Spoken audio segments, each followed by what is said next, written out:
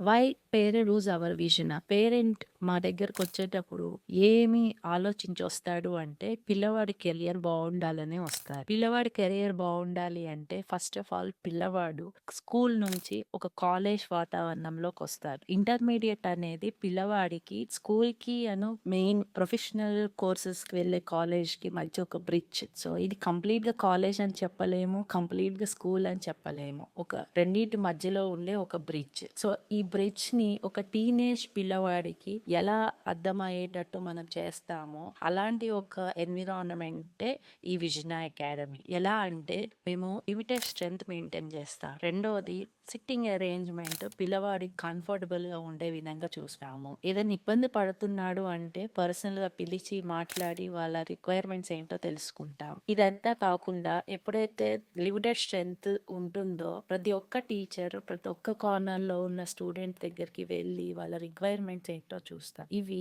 మా విజనాలో రెగ్యులర్‌గా జరిగే యాక్టివిటీస్.